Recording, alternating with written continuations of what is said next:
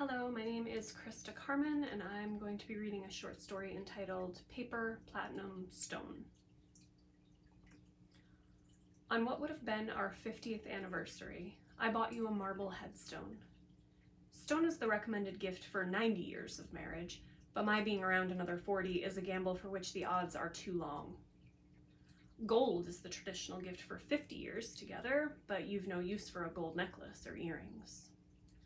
I walk across the cemetery, still not entirely sure how to explain my recent purchase.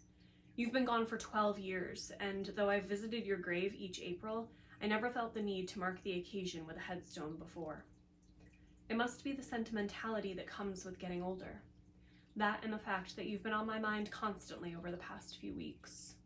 A particularly sweet-smelling book, or the feel of dry or warmed sheets against my face, and you are there in the room with me, close and yet maddeningly out of reach. As our 50th anniversary drew nearer, a poignant reminder of the time I've spent alone, memories of you were as abundant as the pollen coating the deck rails and windowsills in spring.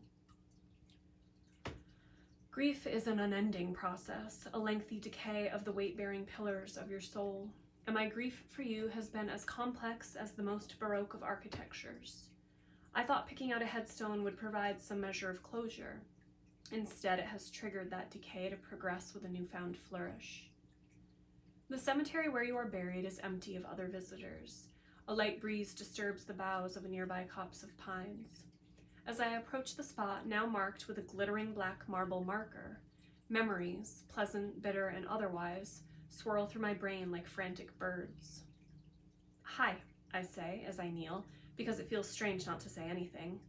I run a finger along the numbers depicting the 2 short years of your life. The grass around the marker is patchy and uneven. The groundskeeper must have realized his blunder, for seeds, like oblong insects, pepper the upset dirt. "Happy anniversary," I continue and gesture at the marker. If you're still around and haunting this cemetery, you're likely surprised by the addition. I suppose 50 was a number I simply couldn't ignore. There is no answer, of course. Had this been a movie, the lonely widower in an abandoned graveyard would have been answered by a murder of cawing crows. As if to punctuate its resistance to macabre cliché, the sun emerges from behind a cloud and bathes the cemetery in light. I know you always found my adherence to the rules of consumerist-driven anniversary gifts funny, I say, but there were at least a handful of years you played along, so I figured maybe you'd humor me this one too. I pause, thinking my next statement through before I say it, as if I'm not here to sit here and ramble all day. Everyone deserves to be remembered, I think, to not disappear as if they never existed. Even someone like you, my sweet, even someone who's done the things you've done. I believe this is true, but the moment I speak it, I feel a glut of anxiety in my stomach. Who am I to deliver you pardon, to excuse your innumerable lies? I change the subject. This headstone is probably the nicest gift I ever gave you. It's the most expensive, at least. Unless you count what I offered up the last time we spoke, on our 20th anniversary in '91. I stop, suddenly feeling truly stupid. Why am I sitting here talking to a rock? I lean on one hand, preparing to rise, to leave whatever dirt my heels kick up where it falls. But my muscles clench before I can fully stand. There is one last question I want to pose. It's not really for you, like I said. I'm talking to a rock, but one I need to ask myself. I think I knew the answer to it once, long ago, when your transgressions were still far in your future and even farther in mine. It's not, how could I not have known? I asked myself that one already. It isn't even, did I worry you'd planned the same fate for me? I asked myself that one too, though it hardly mattered. A rustling sound comes from somewhere behind me. I stiffen, and this time I do climb to my feet. A young man carrying an impressive flower arrangement makes his way along a footpath. He smiles sadly at me as he passes, as if we share a secret or are joined by our loss. How to convey with just a look that I do not deserve his smile? Whomever he is visiting is surely worthy of his sorrow. Whomever he grieves for could not have hurt him the way you hurt me. Easier to just return the gesture, let him believe he understands my purpose in this place. Looking down at your marble marker, the question returns, setting my soul on fire, filling my limbs and face with heat. Before I can ask it, I need to be certain I've overlooked nothing, to go over everything again. I sink to the ground once more and lean my back against your headstone. Crossing my legs at the ankles, I close my eyes, picture our old house on Theodore Street, and let thoughts of earlier anniversaries overtake me. We have nothing but each other during our first year of marriage, so when you ask what I want for an anniversary gift, I choose something inexpensive. Cigars would be perfect, I say, before planting a kiss on your lips. They qualify as paper, and those little brevas are only 10 cents apiece. You twirl away from me when I try to kiss you again. Maybe you'll even smoke a few with me, I tease. That depends, you say, smiling devilishly. If you butter me up with a really wonderful gift, I could be convinced. I keep my expression inscrutable, though I know you'll adore the flowers hidden on the top shelf of the bedroom closet. I had them handcrafted from the pages of your favorite novel, Daphne du Maurier's The House on the Strand. When I do give them to you at dinner that evening, I do so without preamble or fanfare. I simply sweep them from the chair beside me and hold them under your pretty little nose. Your eyes widen in surprise, then narrow as you try to determine what it is you're seeing. Slowly, you lift your hand, take the wire stems from mine, and risk a tentative sniff. Are they made from a book? I nod and tell you which one. Your mouth falls open before curling into a smile. What a wonderful gift. I guess I'm going to have to smoke one of those cigars with you after all. As it happens, however, we make love after dinner and stay between the sheets rather than venture out onto the balcony. The cigars lay forgotten on my dresser until a blisteringly hot evening at the end of July, when I wake to the smell of smoke and find you holding one between elegant fingers on the moonlit back porch. It is midnight. You'd still been out when I'd gone to bed. One of the women from your office celebrated a birthday at a nearby bar. I can't remember the colleague's name, but I'm not the suspicious type. I've always been fine with you doing your own thing. What are you doing out here? I ask playfully. You continue staring off into the distance. The end of the cigar glows like the eye of a monster peering out from the gloss of a Hollywood screen. Celebrating, you say finally, just when I've started to wonder if something is wrong. Oh, I respond, still in a festive mood after the party. A small smile spreads across your face. You pry your eyes from the distant houses to look at me, and for a second, I feel like I don't know you at all. Just a job well done, at work, nothing all that exciting. I shrug, thinking you were drunk and waxing philosophical. Okay then, I'm going back to bed. Good night. You say nothing in return, but in the morning when I go outside, the butt, stained with a ring of peach lipstick, lies crushed on the otherwise pristine deck. The ashes look like the remnants of a small but destructive fire, and though I can't put my finger on why, it concerns me that you've discarded it so unceremoniously, with so little regard for the mess you've made. I sweep the cigar into my hand and go back into the house. I mean to throw it into the trash, but it ends up in a box atop my bureau instead. We've been married 14 years when you casually mention moving. You claim it was my idea to leave Theodore Street, but that simply is not true. I smile and pat your hand. If you need a change, darling, who am I to insist otherwise? We can contact a realtor this afternoon. I say we, but I mean you, since I am swamped with work. Besides, you are better at things like this. If we are going to move, I chime in helpfully from the doorway later, when you're on the phone with Sandy from Remax. We might as well go all out, like Chicago or Milwaukee. You look at me like I'm crazy and wave me away.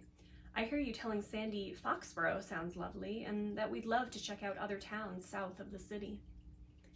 When we leave Boston for Brockton, I'm still miffed we didn't try for something farther. What's the point of moving if you're not going to make a truly fresh start?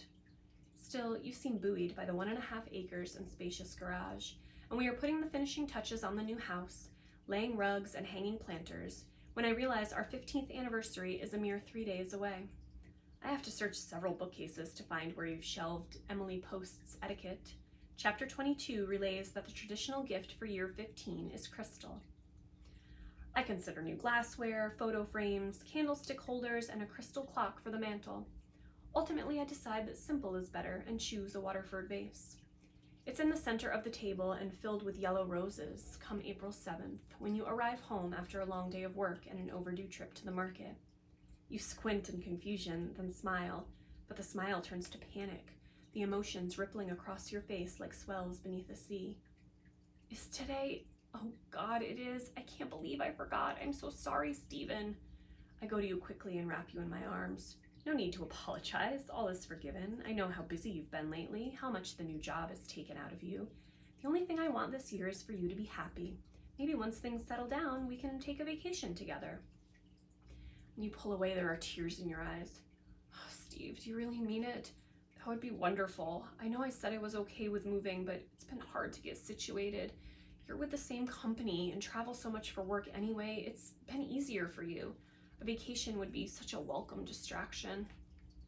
There you go again with your inexplicable insistence it was me who wanted to move. You're emotional enough, however, so I do not point this out. You go to the table and run your fingers over the vase. It's beautiful. I really love it. And what a unique pattern. It's an extra large, deep cut style, I explain. It makes the vase really durable and subsequently a little heavy. If it cuts too harsh a line for you, I can take it back and get something more delicate. Absolutely not. It's staying right where it is. You pause. In fact, when the roses lose their luster, I'll replace them with the paper ones from our first anniversary. I smile and give you a kiss, but this, of course, is not what happens. Life has a way of separating you from your best intentions. We never went on that vacation. We were too busy, too tired. You were right, I did travel a lot for work, and when I was home, we never really mustered up the motivation to go away. The vase made its way from the table to a kitchen cabinet, and from there to the floor of a crowded hallway closet. That's why I was surprised when, about 10 months later, I saw a glimmer that turned out to be the Waterford vase beneath the bathroom sink. Wondering if you'd knocked it over in the closet and stowed it here to hide a crack, I hold it up for inspection. The vase is indeed splintered down the center, but it's hard to make out the extent of the damage due to the square-cut pattern. I draw the vase closer, trying to determine if there's colored light refracting from the glass, or is that blood caught in the zigzag fractures and the grooves between the squares? Startled, I almost drop the heavy glass piece, but manage to steady it with my left hand. As I peel my right from its base, several strands of hair, the ends matted with bits of flesh, come away with my clammy fingers. And yet, I say nothing to you about the vase. The next time I look for it, it's gone. I think about it in relation to other gifts I gave you, however. The cotton sheets you threw away, claiming you must have stained them with your period. Leather gloves that look to have gone through a war. Lace lingerie that disappeared from dresser drawers, and silver knives from kitchen cabinets. I spent the next 5 years making excuses for your behavior, until the truth is discovered like a corpse beneath a cover of leaves, and there are no more excuses that can be made to fit. At noon on our 20th anniversary, the door to the courthouse slams shut behind me. A mass of reporters outside is like nothing I've ever seen. This way, Mr. Gardner, your lawyer waves at me from the other side of the metal detector. I place my wedding ring and keys in a basket and step through. How are you today? He asks as I follow him down the corridor. Is this a serious question? I mumble that I'm fine. We go up a flight of stairs and down another corridor, stopping outside the doors of a room far removed from any hubbub. I understand you wish to speak to Marisol alone, but given the charges, you must understand that we cannot grant your request. There are officers stationed at the end of the hallway. He gestures, and I see the men, beefy as professional wrestlers. And as head of Marisol's legal team, he continues, I'll be in the room the entire time. I trust you'll be able to carry out whatever business you have with her in my presence. I stare at him blankly. Whatever business I have with you? Does this imbecile realize I am your husband of 2 decades? I understand you'll be in the room. I trust, however, that you will allow us to converse without unnecessary interference. Lawyer sighs and gestures toward the door as if he's already regretting this arrangement. I push it open and step inside. My jaw drops when I see you. You are sitting at the far end of a large conference table, your dark brown hair pulled into a bun. Your face is drawn and extremely pale. Your lips are dry and bloodless. You are wearing a bright orange jumpsuit like something out of a crime drama, and your hands are shackled together and folded in your lap. Hi, I say as I sit, because it feels strange not to say anything. You stare at me, your face a mask of hatred that I just can't understand. Forgive me for saying so, but you don't look well. Are you eating what they're giving you? You do not answer, but your mouth grows more pinched, as if you've swallowed something rank. This isn't my fault, you know, I say quietly, trying to sound understanding. I've been as supportive as possible, even now, and I never gave the police anything on you. Your green eyes narrow as your mouth moves, but I can't hear the words you've spoken. What was that? I asked, leaning forward, cursing the length of the table. The only 2 chairs have been positioned as far away from one another as possible. I said it is your fault. We both know that. There's no point saying so now. I frowned and placed both hands on the table, struggling to quell their trembling. Honey, I know you feel like everyone's turned on you, but staying angry at me will get you nowhere. I can't help that police isolated cells from a cigar near one of the victims that matched your DNA. There were driver's licenses taped to the insides of the pottery I gave you for our 9th anniversary, and victims' teeth wrapped in a wool scarf I gave you for our 7th. I had to let them search the house. You know they had a warrant. I even hid the Waterford vase. I wanted to help you in any way I could. Yes, you did hide it. In my hope chest. How very helpful of you, darling. Your voice is spiked with bitterness, but also a splash of resignation. You know there is no way around the evidence that ensnares you. I love you, I say. I've always loved you, and I've only ever tried to support you. You wanted to move, I agreed to move. I had no idea you were putting distance between yourself and your crimes. I traveled for work and gave you your space. I never asked questions. I bought you a gift for every anniversary, something thoughtful I thought you'd like. You seem as if you want to speak. There is something like outrage on your face, but you can't hold on to your indignation, and your features reclaim their defeated air. Are we through here, Stephen? I'd like to be taken back to the jail. You pause, curiosity suddenly transforming your face, turning you into the woman I married. Why did you want to see me in the first place? It's a reasonable question, but I have a good answer for why I wanted to visit you in this depressing spot. I stand and step toward you, then look back at the lawyer, but he is immersed in the contents of a file. As I walk toward you, I slip the wedding ring off my finger. Without it, my hand feels unfinished, an amorphous alien thing. When I reach your chair, I hold it out with a wistful smile, remembering when I first donned it. An incredulous laugh escapes your lips, and I realize you think I'm asking you for a divorce.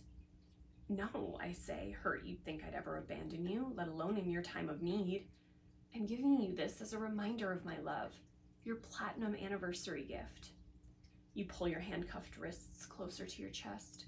I don't need your ring, but I want you to have it. The etiquette book practically demands it, and it's bad luck to break with tradition. I reach out, grab your hand, and slip the ring onto your thumb. It's a little loose, but I trust it won't fall off. You stand so abruptly you upset your chair. We're done here, you tell your lawyer. He looks up, startled, and nods. Despite your brusqueness, you don't look at the ring or move to take it off your finger. A wave of satisfaction washes over me. Your lawyer picks up the phone from the desk against the wall. A moment later, the officers from the hallway come to escort you through the courthouse. I imagine you exiting out the back, avoiding reporters and victims' families, to a windowless van marked prisoner transport idling beside the curb. But your departure from the room marks the occasion of the last time I ever saw you. The last time I gazed upon a face I regarded almost every day for 20 years.